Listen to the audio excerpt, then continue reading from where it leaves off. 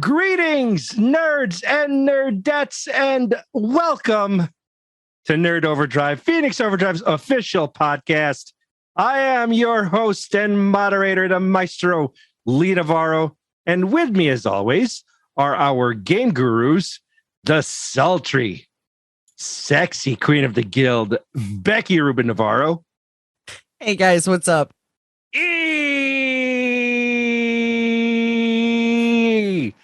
I can't hold that as long. I'm not as young as I used to be. El Capitan Rey Osorio. What's up, guys? Rise above. It's been 3 years, you know. It's been a while. That's just kind of where we are, buddy. It's been a while. We getting old, man. We getting old. We've aged a little bit. Don't remind me. The patches in my beard say, yeah, definitely. Listen, there's a regular dye schedule that has to happen. Is like I was brushing my hair the other day and I'm like, oh my gosh, there's another like silver strand in there. It's time to redo it. Yeah, we getting old, but that doesn't mean we don't play games. We still do that because, you know, we're young at heart. But yeah, so I guess since it's been a while since we've had, you know, to introduce ourselves to our audience and everything, I guess we should do that. So I'll start. My name is Lee Navarro, as I stated, and I love PC gaming and I love building PCs. Case in point, back here, all this ridiculousness. I also like bright lights, as you can tell. I love blue, dabba-dee, dabba-die. And it's my thing. It's my jam. I love doing it, and that's pretty much it. Sultry Queen of the Guild, you're up. What's up? Well, clearly I am Becky Rubin Navarro, of the three of us. I grew up on PCs in different facets, which is where my love of PCs and PC gaming and everything else that goes along with it, hardware, software, that's where it started. So first game that truly drew me into PC gaming, of course, was Wolfenstein on an old DOS computer. So we're going back a bit there, and my dad was a programmer, so it was both the form of the PC, but also the internal stuff that made the whole thing run. Let's just say I got some very hard life lessons on PCs, just through mistakes, and then of course my dad telling me to clean up my own mistakes. Fix your stuff. Don't rely on anybody else, except you rely on me not to do that. Well, yeah. In case people don't know, we're married, so like podcasting was the way we used to communicate. So now that after being away from all this, we're finally talking to each other. I'm kidding. We have a happy, healthy marriage. That was the running joke for a long time. You guys only talked on the podcast. Right, exactly. That's how I know I have a wife still, apparently. So, Ray, you're up. So, dad, gamer, nerd, you know, all the fun things. So my first like forays into gaming were on the old arcades, like Donkey Kong, that kind of stuff. And then I remember my uncle like had got an Atari like 2600, and so we played that. And then my first console that my family owned was a Nintendo Entertainment System, and NES. And gaming kind of was just that way to kind of do things. It got me through some really crappy times in my life when I was a kid, being sick in the hospital all the time and all that. So gaming was like kind of that outlet that helped me find ways to explore worlds and experience things and all that when I couldn't always get out there and do the things myself. So all that ish. Yep. So yeah, good times. Right? I mean, it's like we actually enjoy something as adults for in our existence today. I think the fun part about all of that is being able to pass that kind of that passion for gaming on to our kids now that we're older. Oh, absolutely. You know, now that we're older and we get to enjoy it, and it's like, hey, check this out. And they're obsessive about it to the point where like, why did I do this? Yeah, right. Why did I let you? Yeah. when you're like, hey, you need to clean your room, but wait, I gotta beat this. I gotta build this thing on Minecraft, yeah. or I gotta beat this level on Roblox, or oh my gosh, or I had to finish this crystal in this pixel art thing that I'm doing. Yeah, dude, you have like 25,000 crystals on there. Like you're done. Go do something else. Oh my gosh. It's typical kids. But anyway, so yeah, that is us. That is the triumvirate that is known as Nerd Overdrive. So we're hoping to really get this going this time around, because we love talking about PC gaming and gaming in general too. And we want to spread the love, spread the wealth of discussions that we've got coming for you guys. So we hope you enjoy it, and we hope to have you guys participate in various different ways. So I guess we should get this whole thing going. But before we do, this is Nerd Overdrive, brought to you by Wonderkind Custom Creations, by our very own Queen of the Guild. Get your custom decor, clothing, and gifts with your personal needs in mind. Level up your look and gifts at fb.me/Wonderkind, WUNDERKIND, Custom Creations, all one word. That's a new one. That is new. That's a new one. We haven't done that one ever. All right, well, let's get aboard the hype train. Welcome to the hype train. Next stop, nerd. Ray, take it away.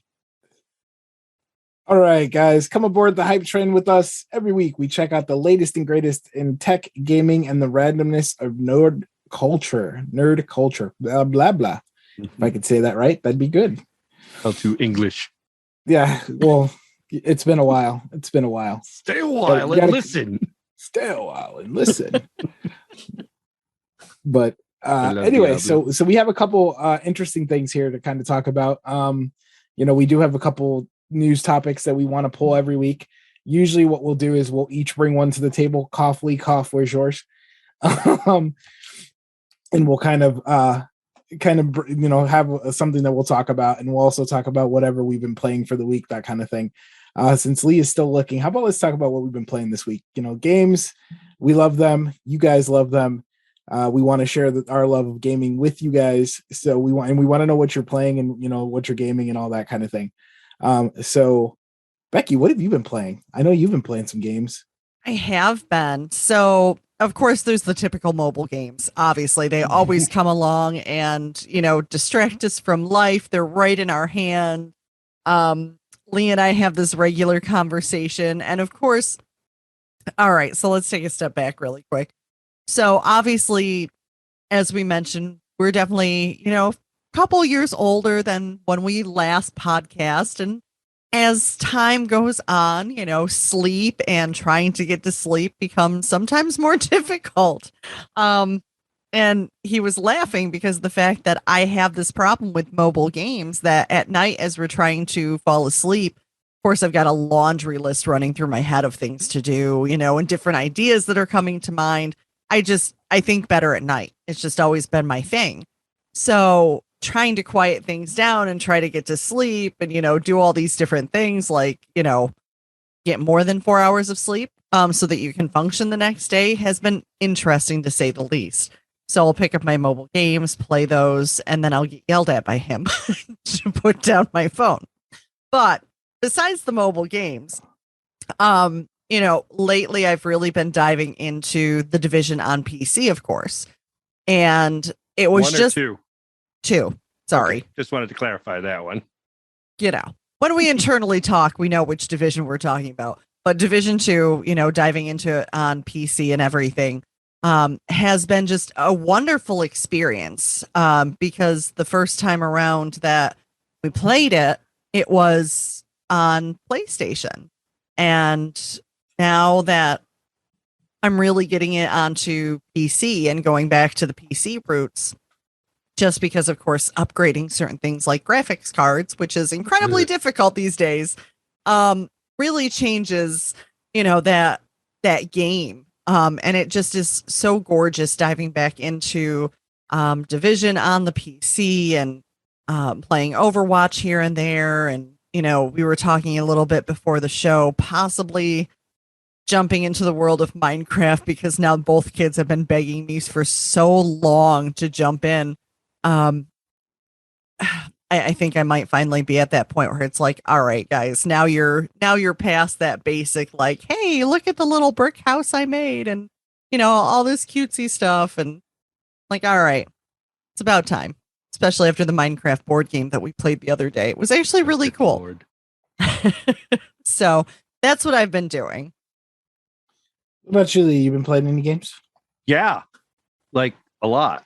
I actually played Valheim with a couple of the guys about a week ago, and that was interesting because it really was my first time in it, and I do believe it was presented with the Game of the Year by PC Gamer, if I recall correctly. It's so funny because my two best friends had been playing it all throughout the previous year. So they've been collecting a ton of materials for, making armor, weapons, et cetera.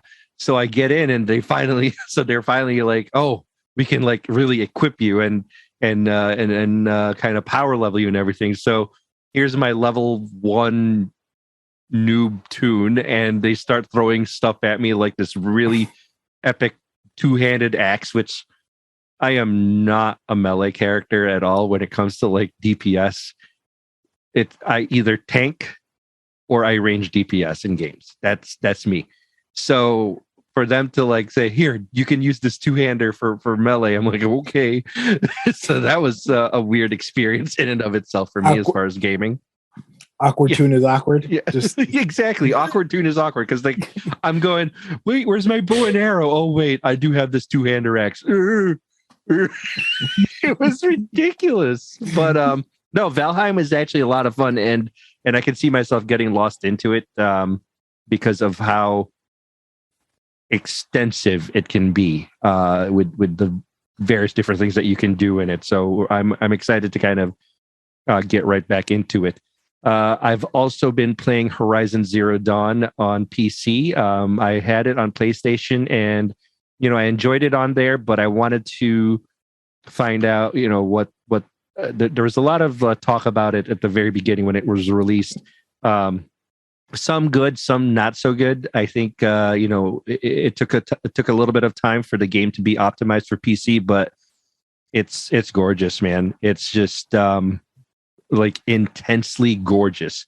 And for those who don't know, I play on a 5120 by 1440 panel, and it's at 120 hertz.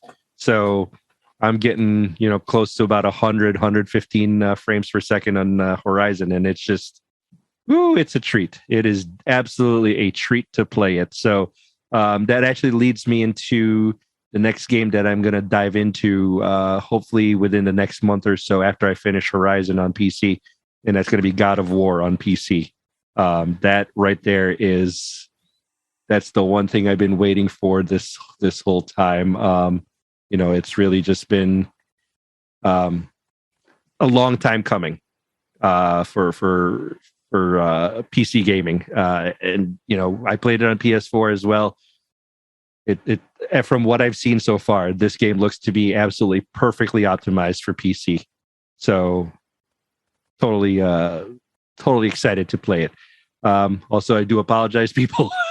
Second mistake already in the podcast. I didn't switch us over from our transition to the main screen. So oops, you didn't see our pretty faces for a little bit there. So my bad for those who are watching on video. I mean, you're fired. You are fired. No, you can't, because nobody else will do this job. Matt Keel. Matt Keel is already offered. Nobody will do this job. So anyway, that's all. That's all for me. All right. So I'm sorry, I forgot. Alien. Rainbow Six Extraction just came out. So the three of us really should check that out and dive into it. Because I have it downloaded.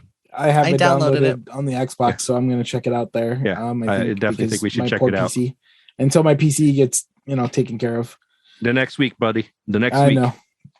know. So as far as me gaming, I PC gaming is kind of in my blood, going back to all kinds of different gaming, because I was always given like the hand-me-down computer parts from my uncles and stuff like that, because they're all older, like old enough to not be like authority figure old kind of, but not young enough to be like a peer, so they were like just kind of in that in between there. So it's this so from there, so I've been playing Destiny 2. That's one thing you'll hear out of my mouth a lot, especially with Witch Queen expansion coming out here soon, next month in February. Rocket League, because we have our Phoenix Overdrive Rocket League nights hosted by James Summers, aka Neon Ghost, on the Discord. We have, or James Winter as he goes by now. And then I've been playing Minecraft with the kids. And there's a new game that just came out, because another thing of my nerdery that you guys know, I love my card games. The Yu-Gi-Oh! Master Duel just came out, and I've been playing a little bit of that on PC. I summon Dark Magician in attack mode. You have to say attack or defense mode. You have to say attack or defense mode. It's one of those things that it's something that I did back when it was like late high school, early like college for me, because of the anime and all that. And I got really into it, and I was like vying for the world championship back in like 2004 and 2005, 2006. Like I was trying to be a champion, but I got beat by these little kids that had all these super crazy cards and all that. And yeah, it's crazy when you're going in there as an adult and you're facing this like 12-year-old kid, and he just wipes the floor with you. You're just like, did he have just happened? Did he have a winged dragon of Ra? No, those were not tournament legal until they recently just made them so he didn't have cards. An Obelisk the Tormentor. Nope. Or Slifer the Sky Dragon. Or Slifer the Sky Dragon. He did have Exodia the Forbidden One, though. Wait, how is Exodia allowed but not the Egyptian gods? Because Exodia was actually printed as a card, and the Egyptian god cards were promo cards that were never like printed until recently. Because Exodia was like an auto win, basically. Yeah, if like you had all five pieces. Parts. Yeah. Yep. No, I didn't pay attention to Yu-Gi-Oh at all. But it's one of those. So that's what I've been playing. And what else? There was something else I was playing. I was checking out. Halo multiplayer. Been jumping in and out of that as I can. I was in Sean Capri's Halo Saturday a couple of weekends ago. That was a ton of fun. Yeah, I played so bad at Halo, but you know what? Whatever, I don't care. I'm not too bad. It's just when you're facing off some of the people that are part of that community, and they're just like really good. You're just like, man, come on. See, I loved Halo. It was one of my favorite things. I mean, I was even a red versus blue person. Okay, I lived for those episodes, and yeah, it was one of those things definitely back then that I enjoyed. So I think it might be time to download it and jump back in, even after all those years that we made fun of the same game, basically being reiterated through each of the different ones. Yeah. But like, oh, it's Master Chief. Hi, Master Chief. It's Master Chief. Cortana's gone crazy. Gotta go save her, Chief. As a foreshadow for our topic, I want my Master Chief in my WoW. I'm sorry. No, it was I want the Warthog as a mount in WoW. Yeah. Thanks, make this Captain happen. Canada. Thanks. Let's make this happen, guys. Let's make this happen.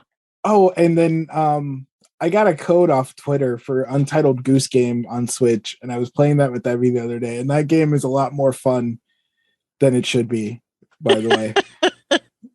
Oh no. There was another game that we played not too long ago. It was called Moving Out. So it was me and the boys again, and like this was around Thanksgiving.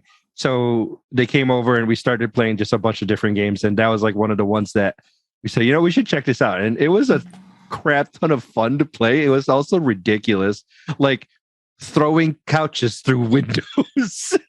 I said, I would totally be fired if ever I did this, like as a mover. That's like Overcooked. That's like playing Overcooked with the kids. Yeah, it's like that. Yeah, and But I ended up playing that with the kids not that long ago. It's interesting. That's for sure. It is one of those fun type of games to check out. So clearly we do dabble in console. All of us. We all dabble in console. But yeah, I'm just waiting for Wink Winkly, my rig, Yeah. because everybody keeps. Dude, I got so many people like in line, like, hey, you need to play Phasmophobia with us. Hey, you need to play this. Hey, you need to play Valheim. Hey, you need to play that. Hey, you need to play New World. I'm like, right now, my poor laptop is choked to death because it has no space. You really want to try to kill I your rig dabbled with a little New bit World? in it. I dabbled a little bit in it, and it's not you bad. Really want but to burn your house down with New World? It's better now. Don't do that. Even though it is the second game that Amazon released that almost killed people's computers. Cough, Yeah. Crucible, cough.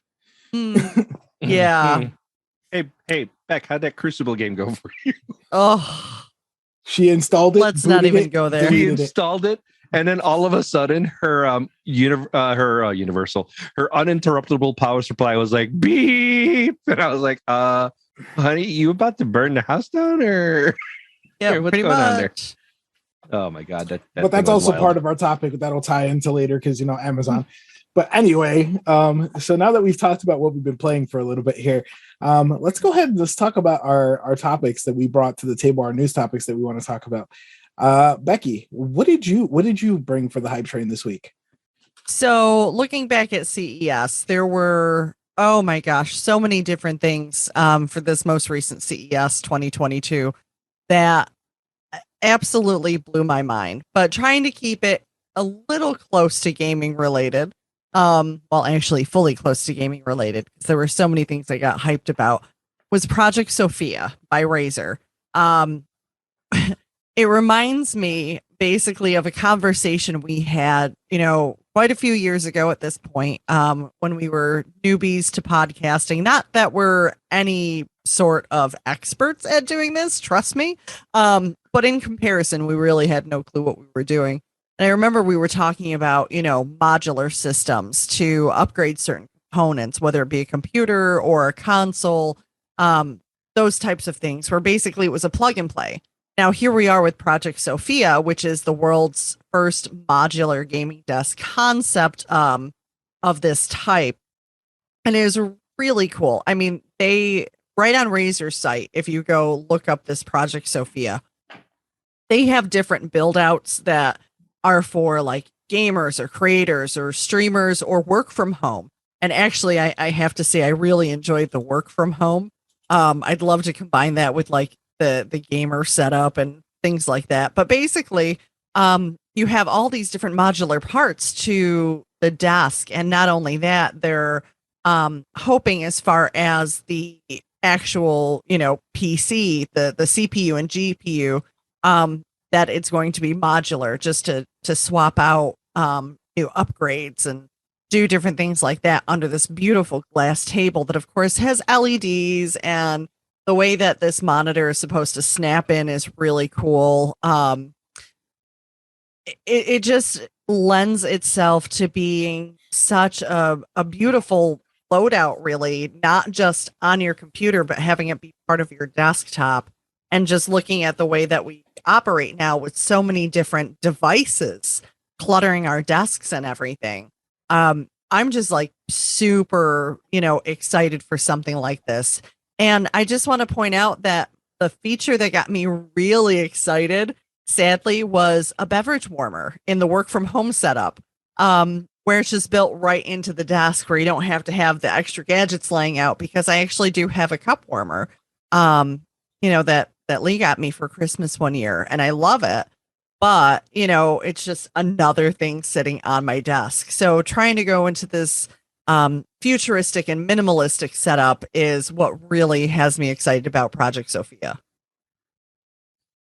Yeah, I was looking at it, and the streamer one is like, it's talking to me. I mean, I've been one that's been back and forth with Razer products myself over the years, just because I have my preferences, and some Razer products have been really good and some have been absolute crud, but it's one of those things. Hey Lee, you want one of those desks for you? Get all your doohickeys and your dials and your screens and all that, No. Mr. I just bought a 7-inch screen to put over there on the side. It's going inside the rig, sir. I know it's going inside the rig. I know.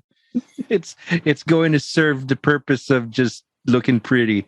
There really is no other purpose to it other than putting like stats on it as far as like CPU speed, you're monitoring clock speed. The system. Yeah. See, but with that though, you can have it right there on the desk underneath the glass. Right. Exactly. You don't need it to be in the PC, and you can have it at your fingertips.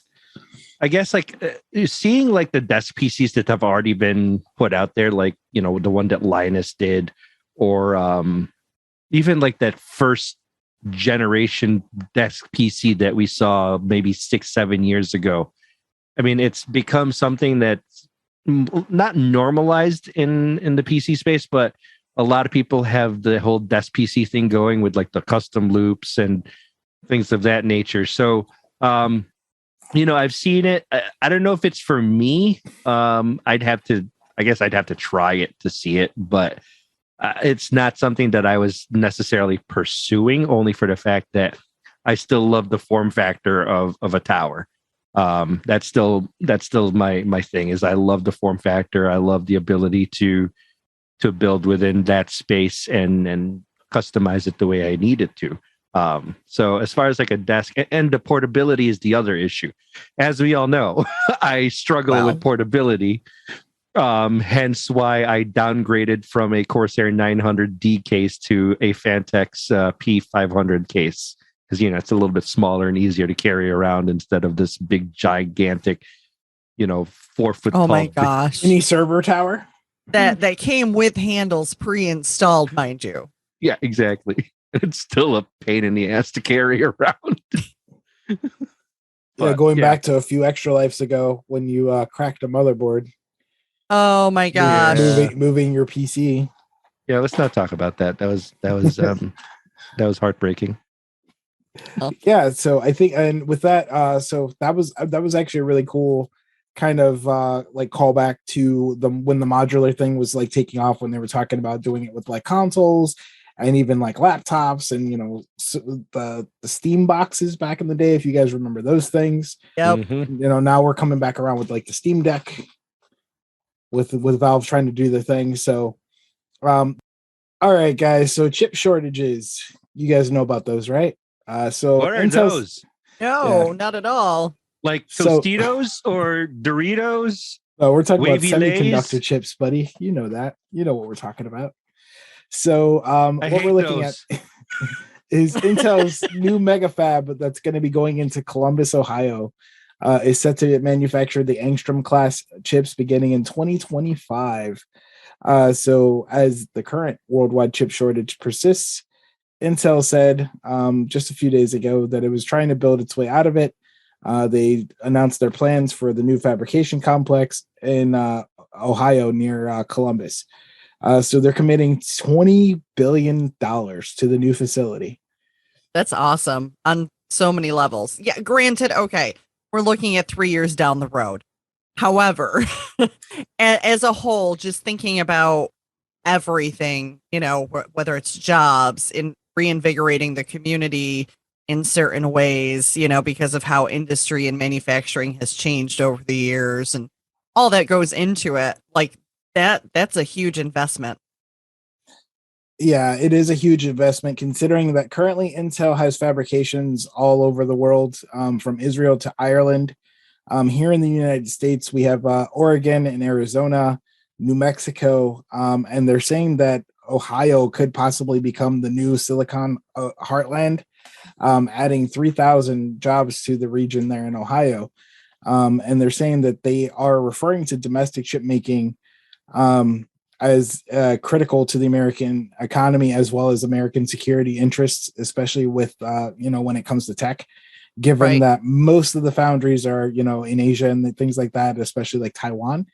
And as of right now, because there's been all kinds of issues and bad weather and flooding and a vast number of different things that we couldn't foreseen, you know, with Mother Nature and things like that, Well, and forget about the, throwing the pandemic in there too. That just makes the things pandemic even more and fun. people being sick, and then the shortage of workers to manufacture the things, and then they're having to close. So it's just been this perfect storm that's been brewing around this since like 2019, and it's just now caught up to us the last couple of years to where we can't get our graphics cards. We're dealing with issues with CPUs, and even like not even just computers and tech and gaming and all that like we're used to seeing, but cars that need these, and medical equipment and all this kind of stuff that relies on these different things are at a loss right now because they can't produce what they need to. So it's insane what we're looking at and what we're seeing. And it is something that that I know is not going to do anything in the short term, but it is something that hopefully will start to do things. And some of these chipsets that are set to go out, they're set to go out from PCs to cars, with certain chip company or certain companies like Qualcomm and Amazon being among the bigger names that are looking to be among those third parties that are looking to benefit from this. So I mean, it's something. Hopefully we see something soon. But they're saying already that we're not expected to come out of this chip shortage till 2023 anyway, according to AMD and Intel's like CEOs and their different heads of companies and marketing and all this stuff saying, all this stuff. So it's just, so hang in there, guys. Hopefully we'll be able to get a GPU for MSRP sometime soon, because I'm currently in the market for one. So that's why I'm like, fingers crossed. I'm praying that maybe by some miracle, cough AMD's 6500 XT, cough. Bro. That thing's so bad, bro. But with no 3080 12 gig, because that had to be that's done. a waste. That's a waste. NVIDIA, come on, you're better than that. No, they're not. They are. No, they're not. Listen, hold on. What? I just want to point out, okay, speaking of companies being better than that, this thing that came with my graphics card, this gigantic ring, I don't know if it'll really show up. There you go. Yep, your camera just caught up to it. That's really This is my that came with her incentive for, exactly, because it's white. She's in the white GPU club with that ring, because I mean, if you can manage to find yourself a GPU, you deserve a ring. They deserve to put a ring on your finger. However, it is ridiculous. It is absolutely ridiculous out there. Where's my ring? I mean, where's my ring? They don't care about you. They don't care about. They don't care. They're like, your GPU, your expensive GPU is trophy enough. Go put it on the wall somewhere. Here's me with my 3080 Ti Founders Edition. Come on. I mean, I get it. It's only a Founders Edition, so. But it's still a 3080 Ti. I mean, you can make like $2,000-3,000 off that thing right now, buddy. I could. I legit could. Pay off some bills. I wonder how much I could get for my rig sometimes. Like, just kind of curious. I would never sell it, first of all. Good luck. I mean, go to PC Part Picker, put all the things in there, see what it's worth. And then add what, 30%, 40% to it? Yeah, like a 35% markup. Yeah, that's pretty much what it would be. Yeah, so I mean. Oh God, I don't even want to think about that. So anything else we want to add on that? And then we can talk about what Lee brought to the table for HypeTrain. No, I got nothing. I mean, it's part of Intel's roadmap.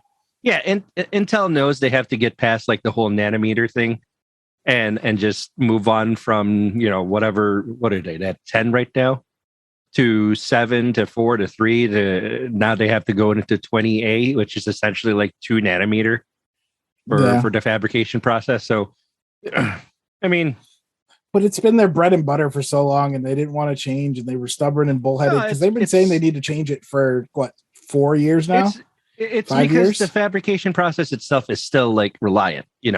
It's still what churns out these the chips itself. So, they're turning it into a market that they can utilize to sell to, Qualcomm, Amazon, and to, I guess, not relieve the pressure, but, deliver some competition to TSMC. Yeah. I mean, that's that's essentially what it is they realize it's a market to really stick it to TSMC and try and bring something domestic into and all that. And I don't know if they're sticking it to them, because I mean, how many companies around the world are using TSMC? Practically every single tech company is going to use them, right? I mean, Samsung tried to get into the whole market, but Nvidia was all like, yeah, it's okay. It didn't pan out as the way that they wanted it to be. So they ended up moving on from it and went back to TSMC and said, hey, look, we'll pay you like $1 gajillion for you to give us like all your chips. Well, they're doing the SoC thing with freaking AMD now for their graphics and their processors and stuff for mobile. Like it's a crazy world that we live in, just kind of seeing what the norm is and how it's changing and finally evolving. But like I said, like Nvidia is like throwing a butt ton of money at TSMC because they're going to move on from these RTX 3000s. I hate to say it, pretty sure we'll see RTX 4000s later on this year. Well, we're already looking AMD. We're already looking at AMD 7000 series already being talked about, and the next Intel's being talked about. That's their CPUs and everything. I mean, that's normal. They're in that process of they've released the 5000 a year and a half. Or a year ago? A year ago. A year and a half ago? No, it was like a year, because it was around my birthday in 20. My God, what year was it? 2020. Yeah, 2020 is when they released it. Year and a couple months. Yeah, and I mean, it's part of the whole. That's the cycle. It's normal life cycle too. Yeah, but for Nvidia to come out with the cojones and say, yeah, we're gonna probably talk about 4000s already, when you barely can keep up with the demand for 3000. Mm-hmm. Well, and not only that, the differential between the cards, for some of them, the step ups weren't enough. So, which is probably why they want to move on to the 4000s. However, that's probably, that's a deeper conversation. That's a discussion for another day. All right. Yeah. So before we turn this into, an hour of just PC me raging on Nvidia. Yeah, I will do it. Yeah. I'll do it. Okay. So what'd you bring to the table for our hype train? Okay. So going back to Becky's point about CES, Samsung, what are you doing? Why are you doing this to me? Because nobody else that has the cojones to do it. That's why. Nobody has the gall to do it. Like they're the only Samsung, ones that want to do it. Right. It's the Samsung Odyssey Arc. First of all right, Asus.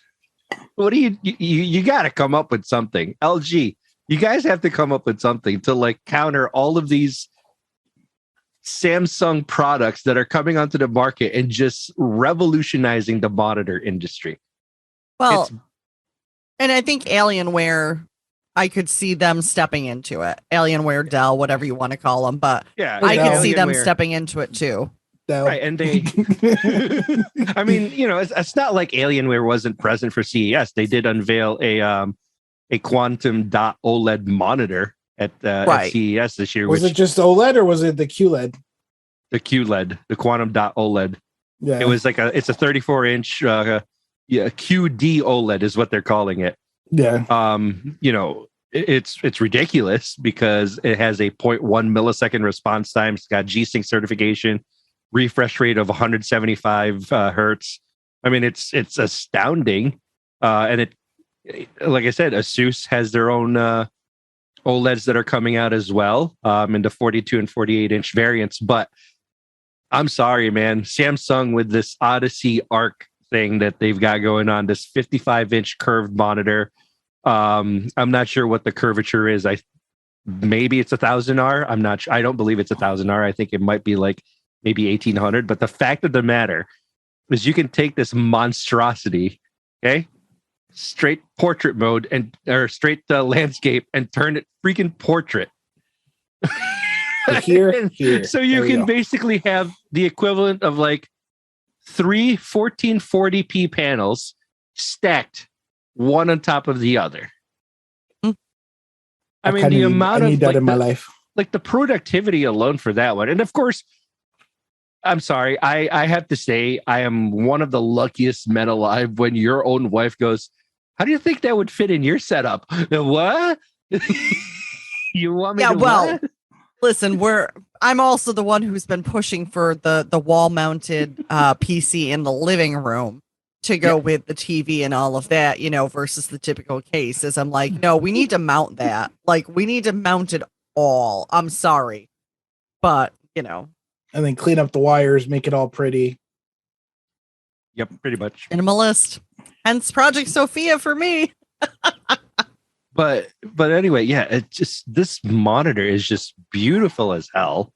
And its functionality is different than a typical monitor. That's why, obviously we know we can turn monitors sideways on a mount, but this is different. This takes it a step where you have that nice, beautiful dial even to change things around and automatically change ratios of windows.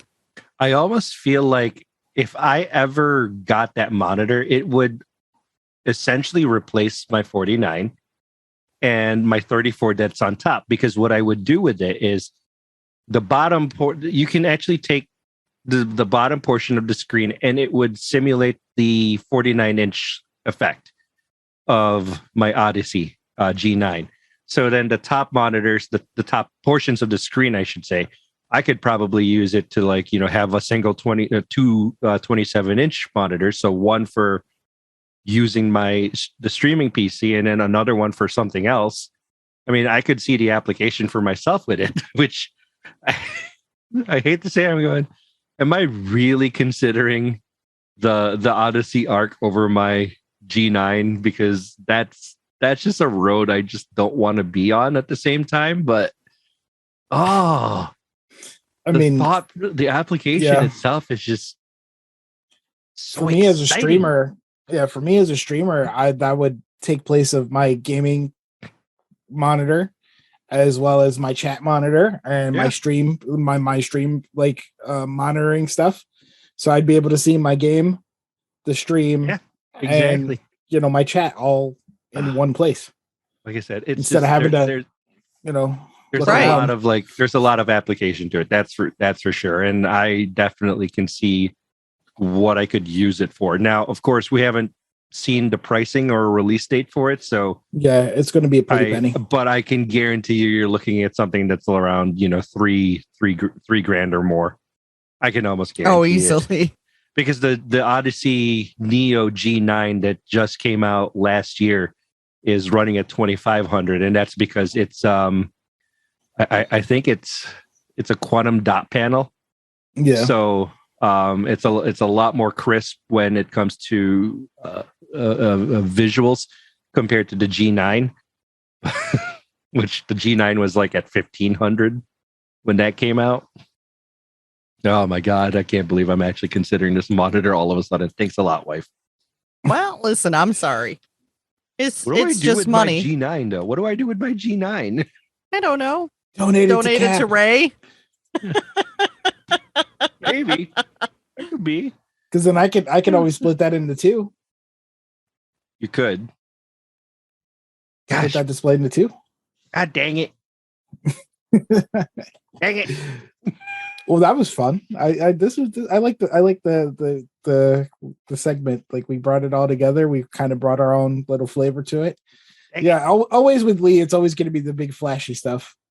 Oh, absolutely. It's always going to be the big flashy stuff. And then Becky and I are more practical. Like, hey, this was kind of cool. Yeah, All right, Lee's got to be strobing his way out.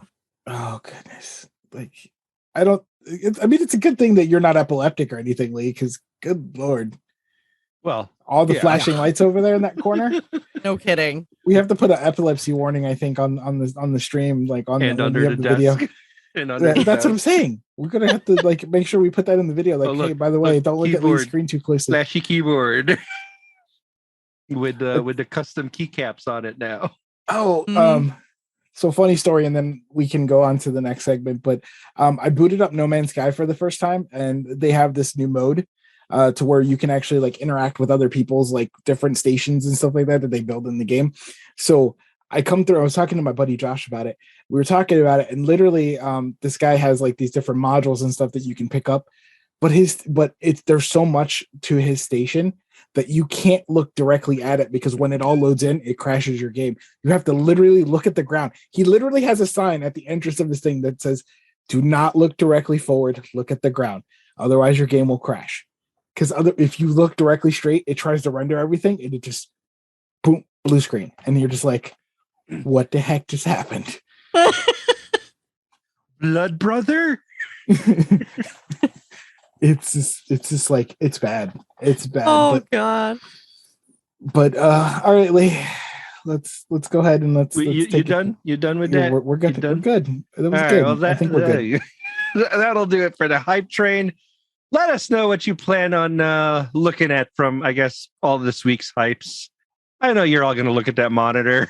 just y'all going to check it out, and I'm going to start a GoFundMe for that. I'm going to start a GoFundMe for that. No. All right, I got vetoed. I need to stop entering giveaways, because now I got all this freaking spam in my email from entering all these stupid Twitter giveaways, trying to win a graphics card. It'll get you. Anyways, yeah. Let us know what what you're planning to check out, if anything. Let us know too what you guys have been doing. What have you been up to? What kind of games have you been playing? Whether it's board games, video games, card games, something fun, something new. What are you reading? Books, comic books, anything. We want to check it out. We want to know. So, you can post to us on our Facebook group, found at fb.com/groups/PO Nation. You can also tweet us or send us a DM on Instagram. You can slide into our DMs at PHX_overdrive. That's a thing, right? People still say that. Am I old? Yeah. Yes. So what? Yeah. I don't care. All right. Email us, phoenixoverdrive@phoenixoverdrive.com, or you can hop on our Discord and join that channel.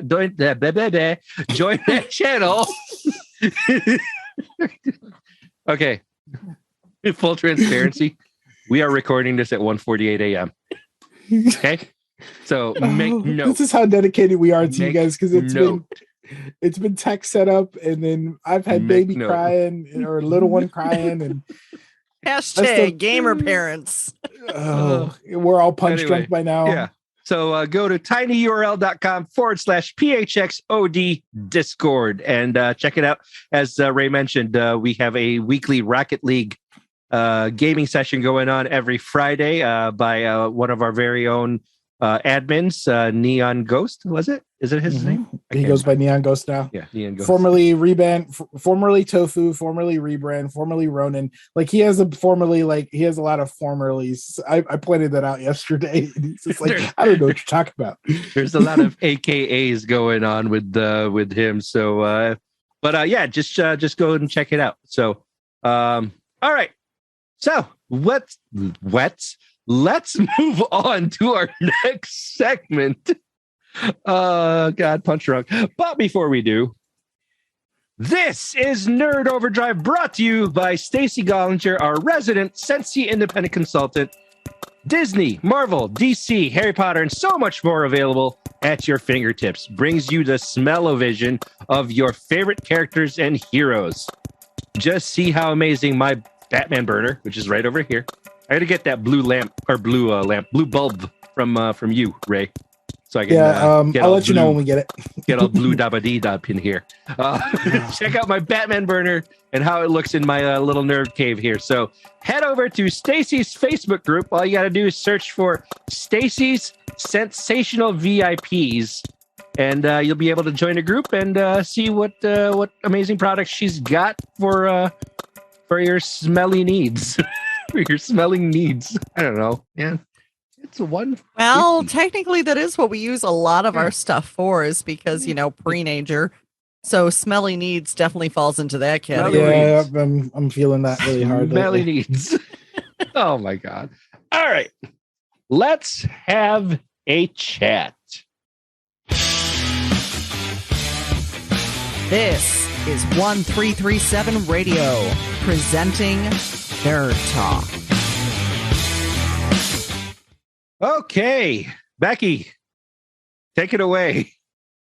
Well, of course, this was the reason why actually we decided to return a little bit earlier than we planned. When big news comes through and it affects the gaming industry potentially in a big way, we got to talk about it. I'm sorry, leaving this one to, not talk about is kind of a big deal for us. Knowing our histories, knowing where we have really hit our gaming prime back in the day with, and just the impact that these companies and these conglomerates of employees that are kind of being squished together, how they've influenced us is huge. So if you couldn't figure it out already, we're talking about Microsoft's acquisition, or, hopeful acquisition, because it still has to go through all the antitrust things to officially, really go, of Blizzard, Activision, and really what this could do for the future of PC gaming, but also gaming in general. I know we have talked so many times, just to head off onto a silly side of things, about being able to play WoW on a controller and how impossible that would be. For anyone who's not familiar, WoW, being World of Warcraft, is something that all of us way back in the day had a very, very strong addiction to. We are all vanilla wowers, beginning when there were no expansions. And now in comparison, that story has definitely grown on the WoW scale. But, even thinking back to Warcraft, plain old Warcraft, thinking about Diablo was a big game that was, huge for us. Activision, obviously, there's a ton of games that fall under their purview.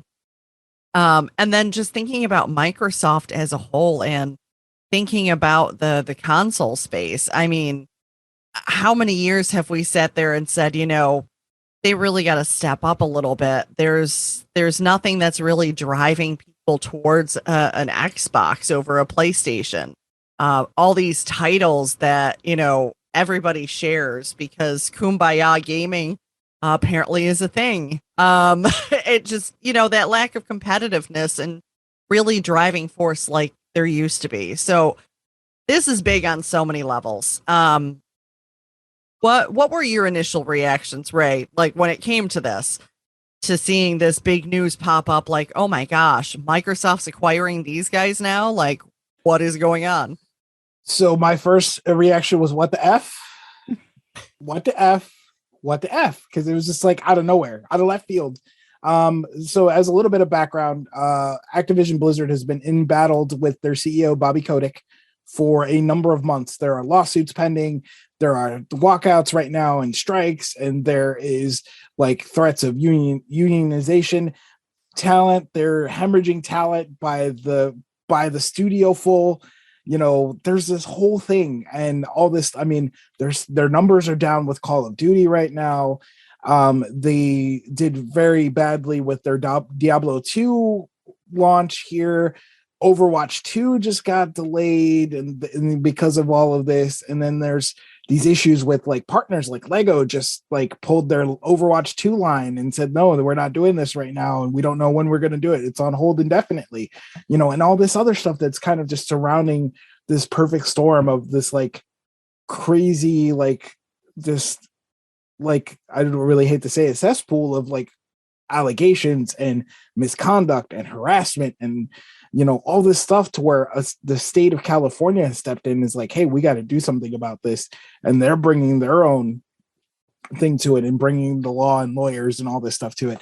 So my other reaction was Microsoft, that's, he's without sin, throw the first stone, kind of thing. Because Microsoft has had their own allegations thrown at them, in recent years. But just the way that, Phil Spencer has kind of righted the ship following all of that mess with the Xbox One launch back in 2013 and all that stuff, and kind of kind of putting out there the goodwill of gaming again with like things like Game Pass, and then the ability to, you know, kind of just build up from there and build the community, even though they haven't really had as many of those notable flagship titles to still kind of tentpole Xbox up, you know, outside of like Gears and Halo and Forza and, you know, stuff like that.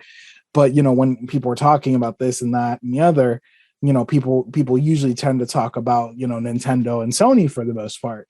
So this was like a big thing at a big grab of these notable franchises that we see mostly on a yearly basis, to be able to give Xbox maybe that edge to kind of be like, hey, we're here.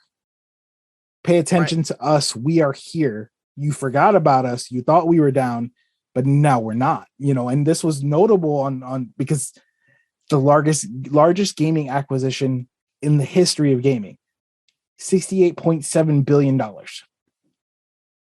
45% above the market value of what Activision Blizzard stock was at the time when they made the offer.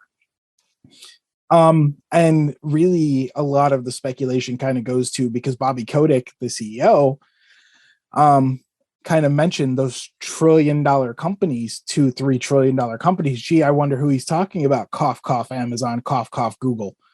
Because Amazon's gotten into gaming with their stuff and tying their Prime initiative to that kind of thing and releasing their own games. We mentioned Crucible earlier, which was a horrible failure and never got off the ground beyond like the beta that they did. And then New World, which is like one of the MMOs that's burning it up right now. They were kind of had a rough launch, burning things up. But it's got its footing. It's optimized better. People, you know, it's gaining player base, you know, by the time now. And then, you know, then we have all of these, you know, and then Google with Stadia and their attempt at trying to push this forward. And, you know, Stadia is not without its own issues, you know, but, you know, these are where these companies are going. Facebook or Meta now. Metaverse. With Oculus and all this, and they're stepping to that. And then, you know, Netflix making their own foray into gaming and trying to do the gaming thing, you know, when they revolutionized the way we watch movies forever, you know what I mean? So all these companies, so Bobby Kotick said, like, hey, I've always had a good relationship with Phil Spencer. Phil Spencer was the executive vice president of Microsoft gaming with Microsoft. And then he was just appointed the CEO of Xbox. All this other stuff that's swirling around him, and he's going to be the CEO as long as his deal is approved of Activision Blizzard. So here's this guy who's really well liked in the gaming community with Phil Spencer. People love Phil. Like, you can't, like, I can't find a bad thing to say about Phil, like, at all. And Phil's my boy. Yeah, like he's like that that cool, you know, he's like that cool uncle that we all had growing up, you know, that was like giving you cool stuff that you probably shouldn't have had. Like, hey, here's this dangerous, you know, switchblade, but you know, here, don't tell your mom. You know, like you had a very different childhood than I did. Like, it would have been firecrackers. No, like that, you know, the stuff that you're not supposed to have. Like, hey, here's this cool thing that you'll poke your eye out with, but, you know, here, have fun. Just don't tell your mom.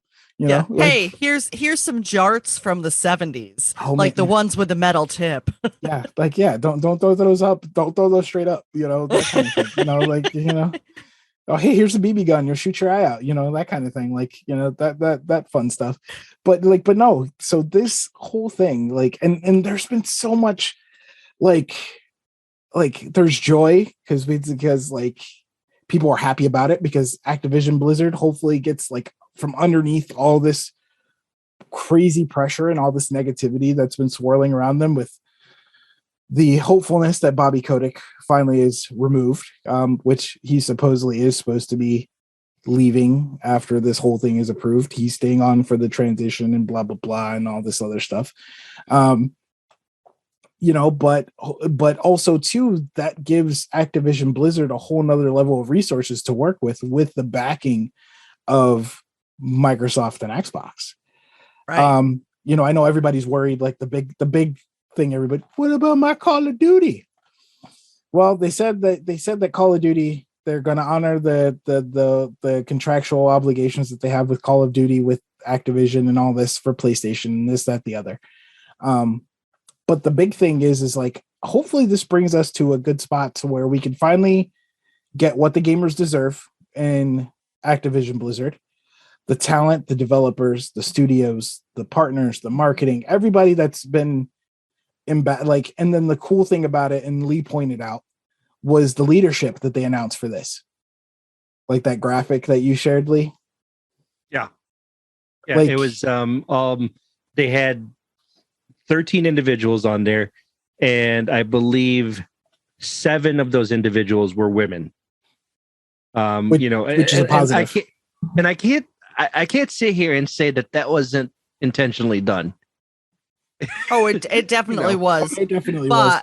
At the same time, it's also a big stride, especially in that industry. And that was one of the big things we heard from a lot of the women involved in, all of the allegations is like, listen, we know this is a crap industry for us. We just kept our heads down and dealt with it because it is hard being in this industry as a woman. And yeah, as Lee was sharing with us, the changeover is huge. It's a good thing. It is a positive thing. Yeah, because it's the good old boys club right now. You know what I mean? It's, the frat house kind of mentality, and that's what kind of got us to where we are now. And I mean, we're seeing it across the board in other places too. Don't forget with, it's with EA, it's, at, Ubisoft and stuff like that too. They're having their own issues. Microsoft has had stuff thrown at them. Sony's had stuff thrown at them. All of these industries and all these developers and all this stuff, like we as gamers, we kind of forget that there are human beings behind all of these companies that are toiling away, that have lives, that have families, that are, mothers, fathers, brothers, sisters, all this other thing. And we forget that there's a human element to this. And, when we're sitting here, oh man, this developer sucks so bad, or that developer sucks. Why are they so lazy? Like, there are people putting their heart, their blood, their sweat, their tears, their hopes, their dreams behind this. And you're just, crapping on them to, be an edgelord on social media. Like, come on now. But at the same time, they've kind of cultivated these amazing experiences that we find, and that, that are art, and, and that have grown to this medium that we all enjoy. But it's just like, I'm excited to see what Xbox, I'm excited to see where Xbox takes this, or where Microsoft takes this, I should say, rather, because it was technically Microsoft's acquisition of not just Xbox, because, one big company. But the biggest resounding thing that I saw was like, man, F Bobby Kotick. And I really do resound with that so much. And I'm with that so much, because he is such a jerk, and he just comes off as this arrogant dude. And I really wish that Microsoft or Xbox or whoever could find a way to be like, hey, let's get rid of this guy and let's not pay him for XYZ, because this dude has been, riding the back of all these people for so long, making all this money, and is just brought this down and done nothing about fixing the culture there. Well, here, so obviously there are so many directions that this can go in for your opinion. And I know that there are a million different directions that you could bring this conversation. So I'm curious, when this came out, what was your initial thought, and what are some of the side tracks that it has dangerously traveled down? I'm derailing that. I could derail the hype train on this so bad, but I'm trying to. My first gut reaction was, Clippy will be my Warcraft pet. Damn it! Oh my gosh! Yes. Clippy will be my Warcraft pet. No, all right. All joking aside, $70 billion. $70 billion. Unbelievable. What Activision Blizzard was able to get out of this, as far as that monetary number itself, was wow. And the thing is, as Ray pointed out, Microsoft can take this to a whole new level. Let's talk first about properties, okay? Let's talk about the properties that Microsoft now has in their stable. And let's not forget their previous purchases either, because you've still got the Bethesda deal, the Bethesda deal, okay? Then there is the purchase of Mojang. So, there's Minecraft right there. All right. Side note, there was an article. It was kind of funny, actually. I'm not gonna lie. One of the possibilities that Microsoft can now do is combine a game of Minesweeper and StarCraft and call it Minecraft. I was wait, what? What? The other Minecraft? The other Minecraft? Yeah, so much confusion. So, Minecraft 1.0. So they can take this in so many different directions, in so far as bringing properties that were strictly PC to console, or bringing properties that Microsoft has onto that Activision have been sitting on. When Phil Spencer was talking the other day about the games that he loved as a kid, right? One of the games that he mentioned was Hexen. Mm-hmm. And of course, childhood me went, oh, Papa, do it, money here, take. Funny enough, I played that on N64. Yeah, and then Guitar Hero. Oh my gosh, yes. Like the rebirth of Guitar Hero. Except in VR. Could you imagine doing it in VR? Yeah. So that's that right there. There's so many properties that Microsoft can have to just revolutionize the gaming industry all over again. And it's in a way that I think having it fall under the umbrella of Phil, because let's face it, this is Phil's baby from here on out.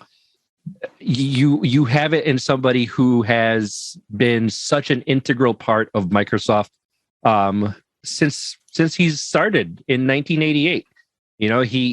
He worked as an intern, and then he started becoming taking the lead on several projects. I mean, the man was freaking part of Microsoft's Encarta, development. So the guy's Encarta. Oh my gosh. I had that on but CD-ROM.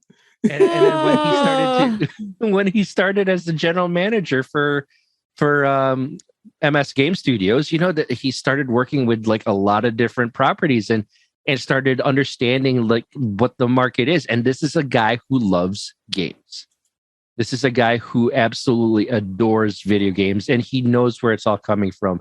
And he's not going to sit there and ruin the legacy of such a pivotal or such a ridiculously important part of our gaming history. Activision and Blizzard as separate entities have been mainstays in this industry for a very long time. Now, of course, the types of games that they've released has been kind of going down these past few years, in my opinion. I am understandable. I am very critical of how Blizzard has handled the properties that they have. Warcraft 3, bad. The Warcraft 3 remastered. Diablo 2 remastered. Yeah, yep. Those were. I'm sorry, it was an insult to the legacy of those games, and I think Phil knows that this is a chance for those insults to be corrected. And there's just so much that he can do with this, and it's really an exciting time. And for people to say to, oh, aren't you worried about a monopoly? No, I'm not. It's not like monopolies are awful. Okay, they're not like the end of an industry if they exist. If you apply somebody who has good business sense and they monopolize the industry in a way that not caters, but allows us as gamers to experience a wide gamut of games, I'm for it. Well, and it's also a little different for indie studios now, you know, to get things out. It definitely is a different type of platform than it used to be, where everything was on disc and you had to have mass production. You know, with the digital age, it definitely makes it easier. It makes it easier for studios, independent studios outside of, you know, the top 3, top 10, whatever. It makes it easier for them to create something, and who knows, could be the next big hit. No, absolutely. Could be your next Rocket League. Yeah. We've seen a huge indie. Yeah, we've seen a huge indie like surge. Even starting back with PS3, you know, Xbox 360, you know, Xbox was at the forefront of supporting a lot of the indies there back in the day. Yeah. Sony started their partnerships, but they always had to have a partnership with the game studio, and they would have the support. But, you know, we saw games like Flow and Flower and, you know, and Journey from that game company, you know, back on the PS3. We saw stuff like, you know, what is it? Shadow? What was the Shadow game? Shadow Complex on 360 and stuff like that with those kind of games. We saw Super Meat Boy. We saw Bastion. We saw, you know, all these games, you know, that came up. There were like these hardcore indies and stuff like that. And then we saw, now we saw the surge of the new indies coming up, you know, with what we see now, and, you know, them being able to self-publish and, you know, be able to do this and have the backing of some of these studios. You know, ID at Xbox is a huge thing with their initiative, and a lot of these games are coming to Game Pass and, you know, all of that. So, and I'm all for Microsoft kind of having and bringing these studios together and giving them the support, the resources and all that, and bringing the games to Game Pass and letting people experience these, because otherwise a lot of the games on Game Pass that people are talking about, Moving Out is on Game Pass, right, Lee? So it was okay. So if Moving Out wasn't on Game Pass, would you have kind of sought that out and be like, hey, let's check this out? Well, same thing for like Gang Beasts. Yeah, and the thing is, like, you saw it too come to the Epic Game Store, so it's a great way to find new games that you wouldn't normally be able to check out or play. Yeah. And without putting that money up front. I think Game Pass has become such an absolute value. You know, the value proposition for Game Pass is just phenomenal in my opinion, because it opens up a whole world to a gamer who isn't necessarily like looking for the same old thing over and over and over. It's I'm a variety type of gamer. I will play anything and everything, and at the same time too, it also has the mainstays that I enjoyed. You know, you're looking at NHL, the NHL series. It's going to be always on Game Pass, and I love it every single year, no matter what. You know, something that the kids and Becky and I have enjoyed lately is having Mortal Kombat be available on there. Oh God, yes. And, you know, it's become like a nonstop choice of game for the days or the nights that we were able to sit down as a family and just play video games. So, you know, like I said, the way that Phil, and this is going to sound like I'm such a Phil Spencer shill, but all right, I am, but he's just really changed the way that the industry has operated with his ideas of supporting cross-platform play, or, you know, all the initiatives that he has put out. He's just been a wonderful support for this thing that we love, this media, this form of media that we all love and enjoy. And I can't say enough positive things about him. And for him to, you know, stand out there and say, look, you know, we're going to honor our contracts. I fully believe that you're not going to see, you know, games like Call of Duty be exclusive to Microsoft. I think it's still going to be something that, you know, the PlayStation group can still look forward to on a yearly basis. Now, I mean, I'm not like a big Call of Duty guy, but yeah, you know, but I mean, Call of Duty coming to Game Passes will be something different too, and it'll push people, because I mean, the thing about Game Pass is that Microsoft has taken a 3-prong approach with it, with console, PC, and the cloud gaming. And that's something that Sony hasn't caught up to. They've tried, with their the PS Now stuff. And Yeah. maybe the rumor is this Project Spartacus or whatever is supposed to be something that's supposed to mirror Game Pass in a way. And if so, then look at Xbox pushing the competition to innovate and make changes. Yep, And right. and mind you, I play a lot of my stuff primarily on PlayStation because that's where my friends are, for multi-platform stuff. But I do play my PC stuff, and cross-platform play is something that I really want to embrace more of, and I wish more game companies would, because I want to be able to pick where I want to play a game. I don't want to have to feel like I have to play a game somewhere because that's where my friends are. Whereas, like, look at the success that games like Rocket League have had, because they're now free to play and they're cross-platform. Because I can play on my, if I want to jump on my PC, I could play on my PC. I could play on my PlayStation. I could play on my Switch. Like, let's have some fun. Let's all just enjoy the game, play the games that we love. Play what you love what you play. You know what I mean? And Xbox trying to kind of pushing this now. Will we see something down the line like what they did with Bethesda, where Bethesda announced, like, hey, by the way, this is going to be exclusive. That's going to be exclusive. It could very well be.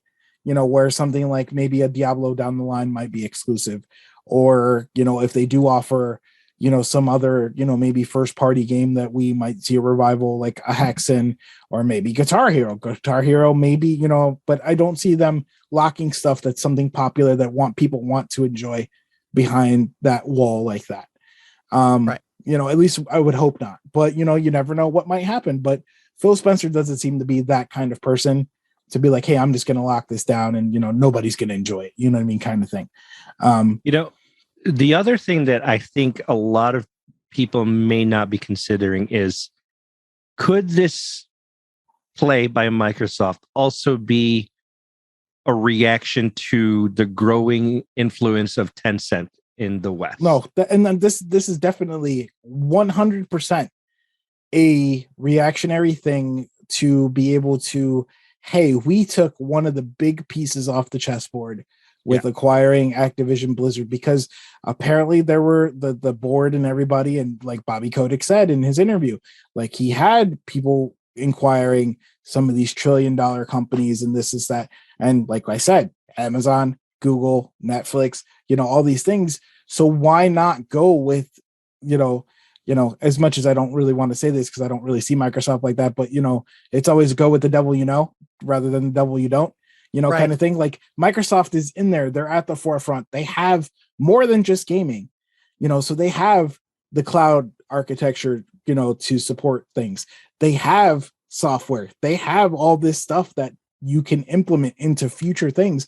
So the sky is kind of the limit with that. I mean, the only other one that I think that might be able to kind of touch them would be Google at this point, as far as that kind of stuff go. But Google hasn't really found their footing in the gaming space as of yet. You're also forgetting the other $1 trillion company that is sitting there with a butt ton of money, with no true gaming apparatus. Who am I forgetting? Apple. Yeah, well, Apple too, but Apple has had their success, but it's been more on the. But that's what I'm saying. The is mobile front, they don't have their own gaming apparatus that they can really say is successful.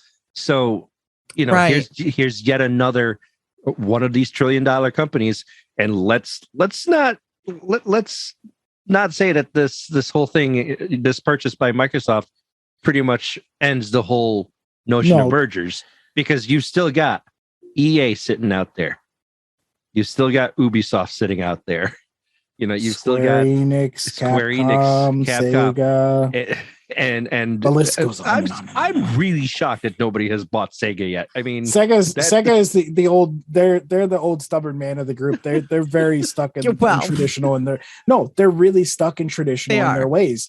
And unfortunately, that's what we see as from Japanese companies. They're kind of more traditional in that sense. But ultimately, like I'm saying, you've got a lot more other there's a lot more companies out there that Apple can say, all right, I want that one. I mean, Tencent already owns almost 50% of Epic, because people were like, what about Epic? Epic is owned by Tencent. Basically, they're the majority holder in Epic.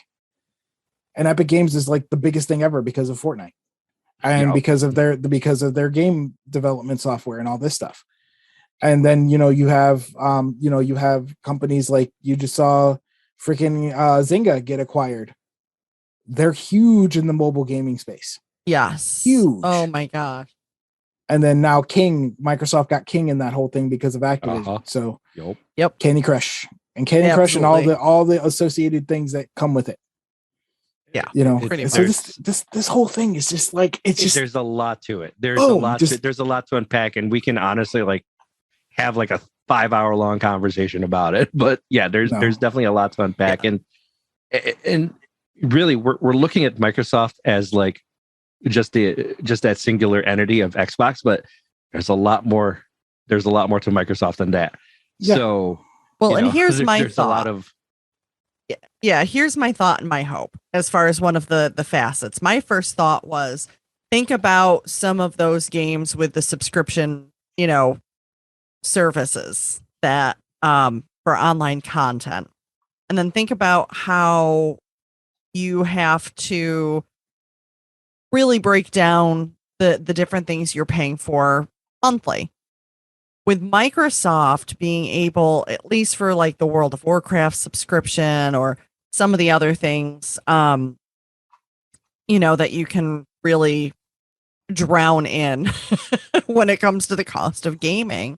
This brings it under a singular umbrella, and my hope is to make gaming a little bit more affordable to enjoy those titles by having that, Game Pass, or having maybe different levels of Game Pass, so that you're really not, killing yourself, basically, just like streaming services are now, because that's really the direction that things are going. And to be able to include that all under that Game Pass umbrella, that one stop, whether it is the typical Microsoft, where you have 365, and then you've got, the Xbox arm of Game Pass, and then you've got, Blizzard stuff and Activision stuff and the different stores. And yeah, anyway, subscriptions are driving me nuts. Can we tell that's top of mind right now? Yeah. I mean, but that's also a reason. I'm sorry, honey. Hold on. One last final thought for me. But that's also a reason why we have paused playing games like World of Warcraft, is because if you don't use the subscription enough, it's gone. Think about the audience that they could gain from that.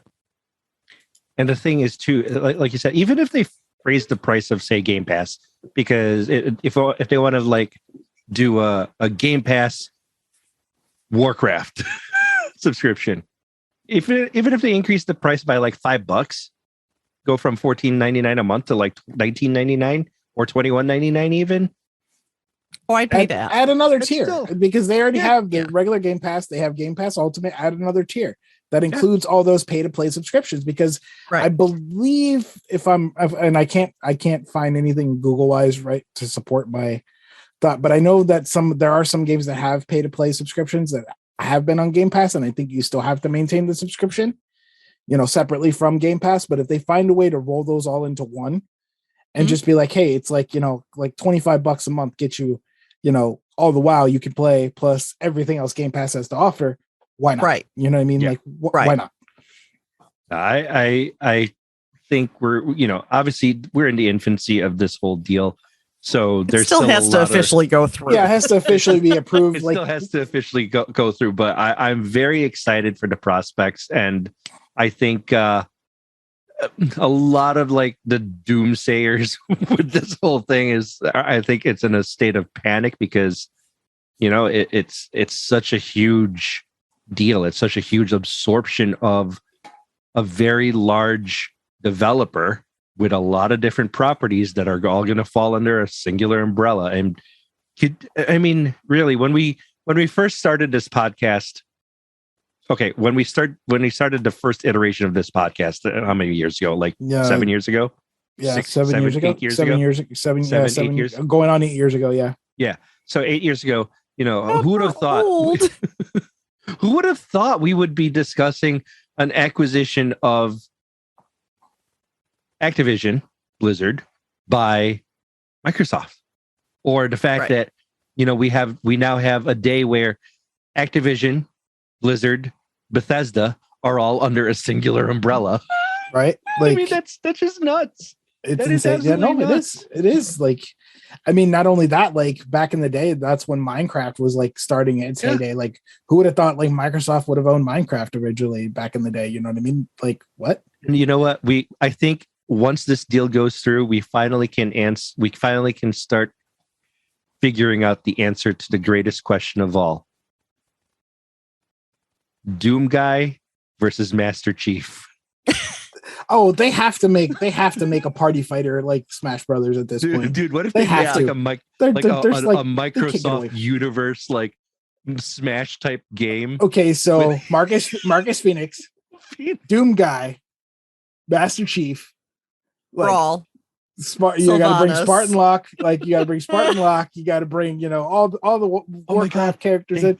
Crash Bandicoot and Spyro the Dragon, and you got to bring all these guys in and just let them beat the crap out of each other and see who wins. Oh my god, Master Chief riding Spyro the Dragon in Azeroth. Don't do my boy Spyro like that, man. Don't do my boy Spyro Poor like Come that. on. Spyro. Like, make him a companion. Don't make him a mount. Make him a companion. He could be an awesome mount. He could be an awesome mount. Why you do this? Because I can. And then It would have to be a battle mount, okay? It would have to be a battle mount. Like, make him at least a badass. Come on now. Don't do him like that. Oh my god. Turn Clippy into a hunter weapon in Warcraft. You can use it like a bow. Yeah, or she'll organize your stuff for you, or reorganize your stuff. Make for you. Clippy your bag companion. Make Clippy into like a bag add-on, like Bagnon was. Organize. Oh my gosh.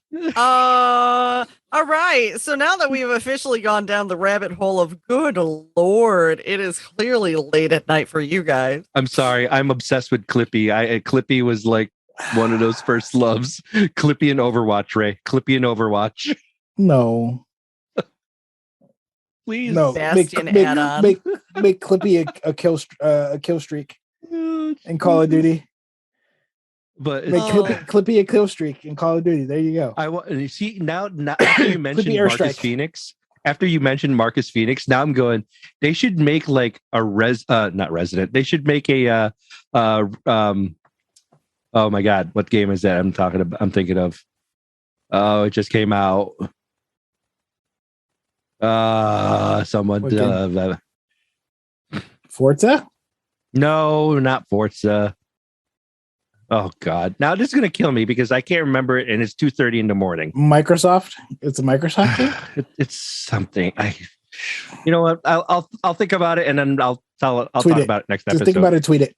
Yeah, I'll tweet it. That'll be good. All right. Anyway, look, there's so much more to be discussed with this whole thing. We're not done yet. We're not. I think we're going to touch on this as like, our next episodes fly by. We won't necessarily make it a topic, but there's going to be issues that come around. There's going to be like whatever comes into the news that will drop in our HypeTrain segment. So there's a lot to it. So we'll make sure we discuss it for you guys. So it's going to take a good year to get through this. Well, literally. June 2023 is when it's supposed to wrap by then, by fiscal June 2023. Happy birthday, honey. You're gonna have Microsoft. There's some Microsoft in my Blizzard officially. Yay! And if not, I will be heartbroken. I'm just saying. But I mean, I'm right there with you too, Becky. There'll be some Microsoft in my Overwatch. Yeah. Can you imagine E3 in 2023 if this deal goes down like before then? Oh my gosh, no. All right, nope, no, we're not going there because the possibilities are endless.